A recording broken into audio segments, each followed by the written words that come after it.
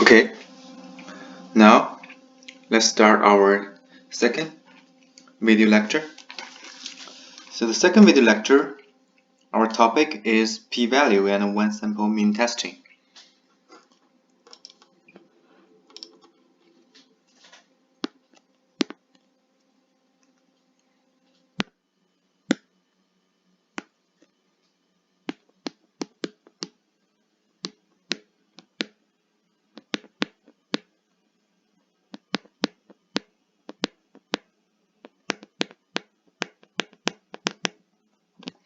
Okay, in the last lecture, we have introduced what p-value is, and today I'm gonna repeat the definition of p-value and see how p-value is applied in this example, which is one-sample mean testing.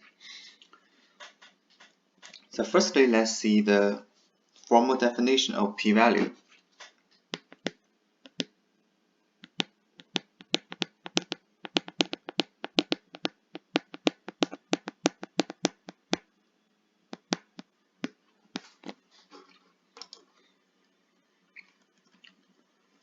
The formal definition of p-value is, under the null,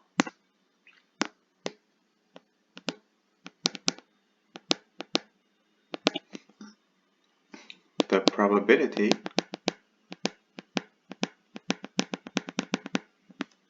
of obtaining a result which is equal to or more extreme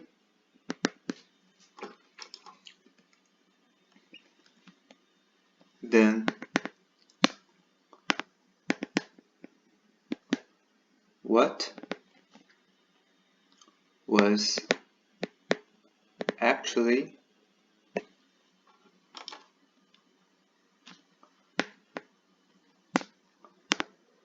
observed in supporting the alternative. Okay, let's take a look at the formal definition of p-value. So p-value is, the first keyword is under the null. So p-value is a conditional probability. So it is conditioned on that the null hypothesis is true. And it is a probability, it is conditional probability conditioned on the null is true, and the probability of obtaining a result which is equal to or more extreme. So the keyword is extreme, so equal to or more extreme than what was actually observed in supporting the alternative. So that's the definition of p-value. So recall our last lecture that in our last lecture, our hypothesis is as follows: mu smaller or equal to mu null, mu 0, each alternative mu greater than mu 0.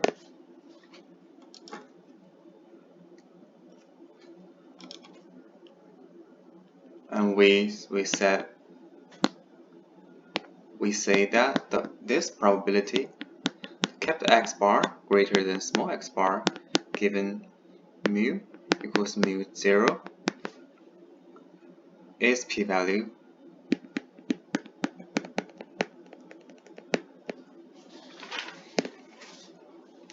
Let's see how this probability relates to the formal definition of p-value.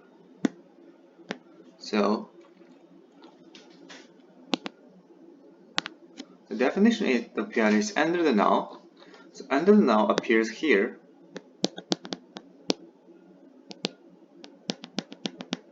as we have as I have said, that it is a fact that original under the null should be like mu smaller or equal to mu 0, but you can use mathematicians have proved that if we replace this equal sign in each null, then the conditional probability has the same property.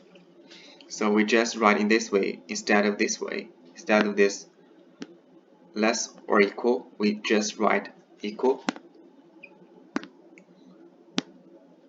They are equivalent, and such rewrite makes things easier. So this part is under H null.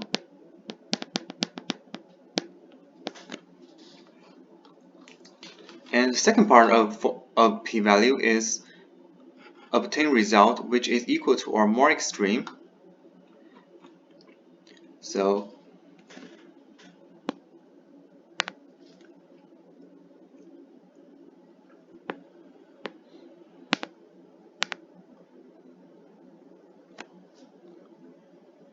here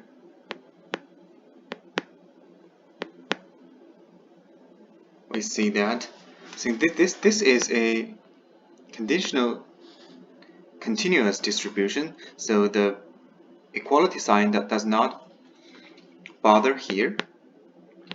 So we just write greater than more extreme. More extreme means more extreme, so this word more extreme relates to supporting the alternative, as I have said in last lecture.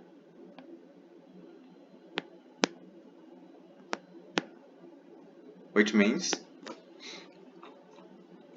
so because the alternative here, this hypothesis testing, the alternative is in this form, mu is greater than mu null. So the more extreme case should be the random variable capital X bar greater than the observed value, observed sample mean, greater than the realization. So this is a extreme case. So we said this is more extreme, supports each alternative.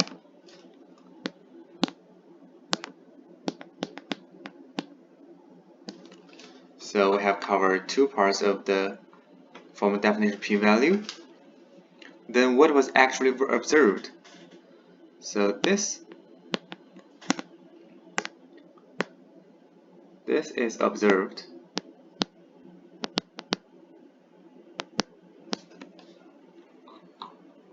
So here we have also covered this part of the formal definition.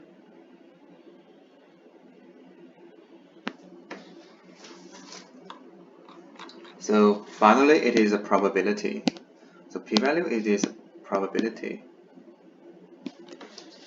So we have interpreted the formal definition of p-value in this specific hypothesis testing example.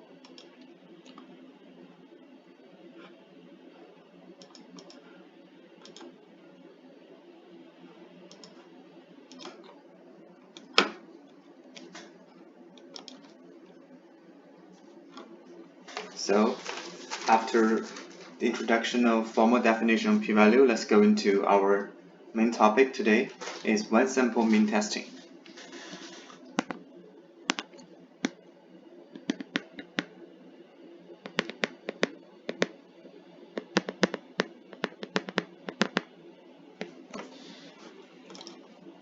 What do I mean by one sample mean testing?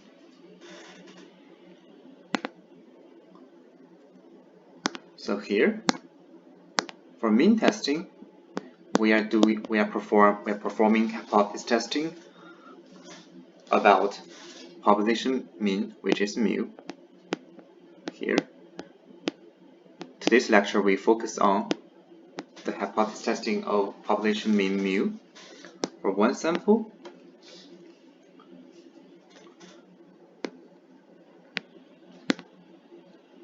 which means one sample means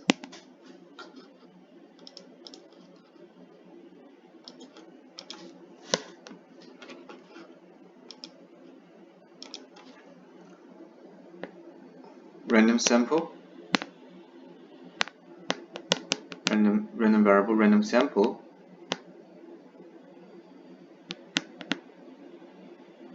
from one population. Later we will talk random sample from two populations. So today we focus on random sample from one population and hypothesis testing with respect to population mean, which is denoted as mu.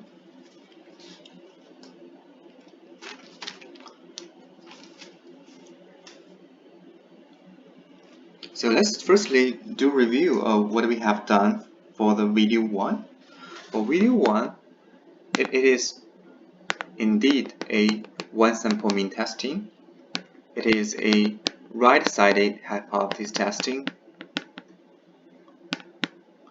like this, and we have shown to you that the p-value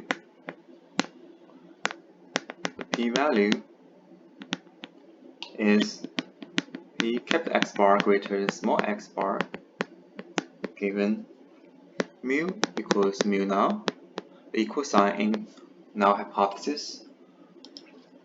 And what we actually do is to transform it to standard normal case.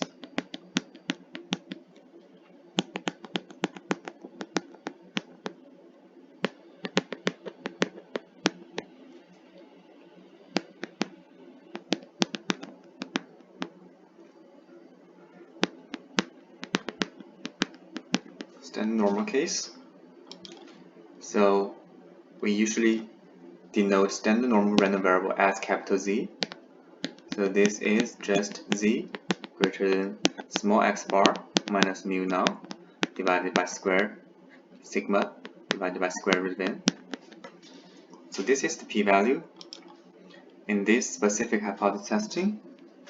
In last lecture, we also introduced how to find decision rule for this specific hypothesis testing.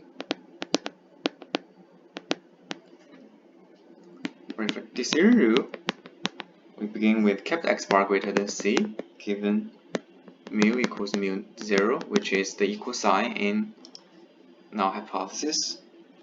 We also transform it to standard normal random variable.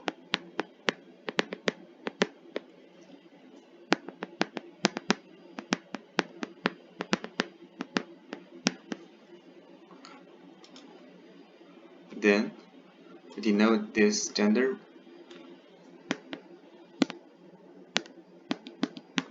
capital Z greater than C minus mu 0 divided by square the sigma divided by square root of n. And we set it as alpha, then we can solve what C is actually is.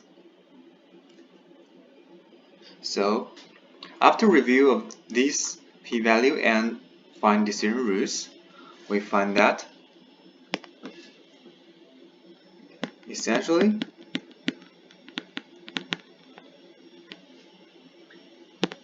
under normal model, we're not using capital X bar, we're actually using Z.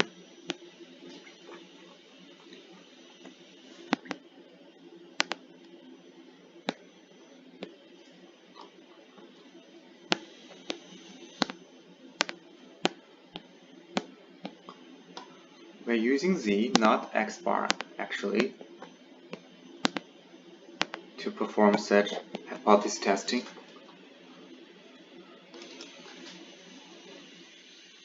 Which means essentially in the normal model test statistic. So first case,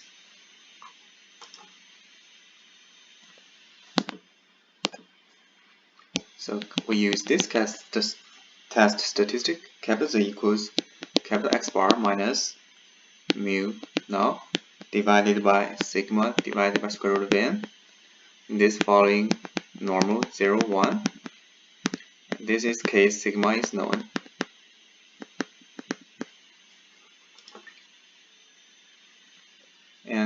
And the normal model, the second scenario we have seen a lot of times is capital T as test statistic, capital X bar minus mu 0 divided by S, which is the square root of sample variance divided by square root of n, follows T and minus 1 degree of freedom. This is the case for sigma is unknown.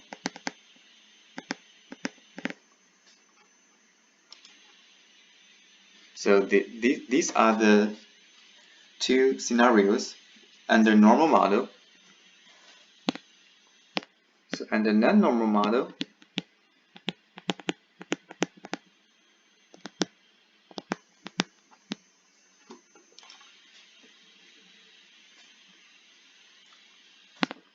denote it as the case 3. And non-normal model, so Z is capital X bar minus mu divided by sigma divided by square root of n, following normal 0, 1. This is for the case sigma square is known, n large. N large means supported by CRT, central limit theorem.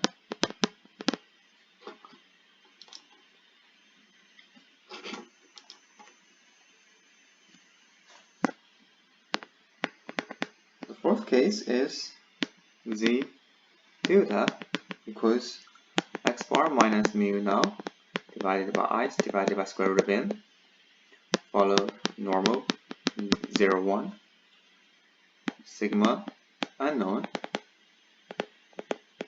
n large. Again, n large means supported by central limit theorem.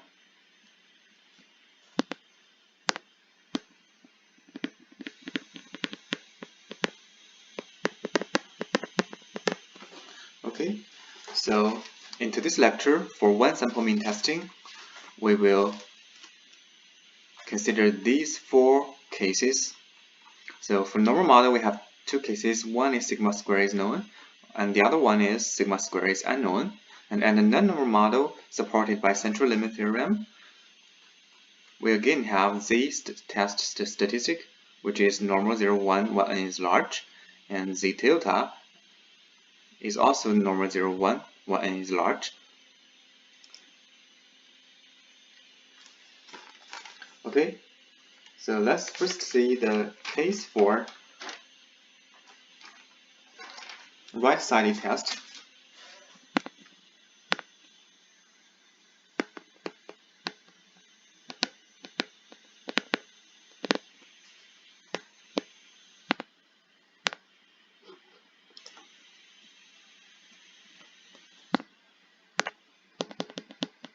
H now is mu less or equal to mu now, H alternative, mu greater than mu now. So this is the scenario we have covered in last lecture, and how to compute p-value for the above mentioned 4 cases. So the first case is normal model sigma square is known. This one is the most easy one. So p-value is just probability of the test statistics capital Z. This is what? Z is capital X bar minus mu now divided by sigma divided by square root of n. So probability of capital Z greater than small x bar minus mu 0 divided by sigma divided by square root of n. This is p-value. If you have small x bar, mu 0, sigma x, and square root of n, you can just plug in and apply the standard normal distribution to find this probability. And the second case, sigma square is unknown. We apply the t-test statistic. This is small x bar minus mu 0 divided by capital S divided by small s, because this is the realization. Small s divided, this is the p-value corresponds to the second case.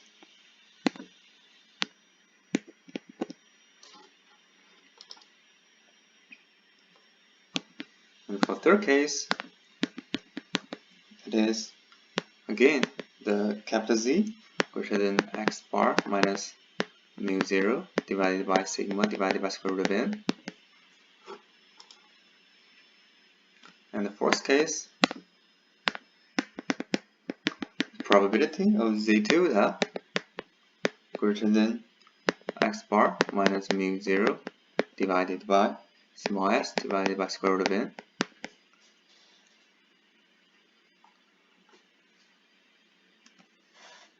This is p-value for all four cases. So let's see how to find decision rule under the four cases.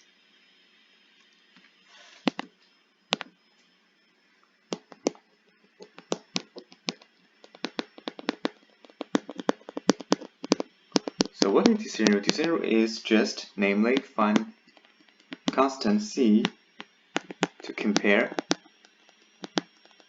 with the realization small x bar.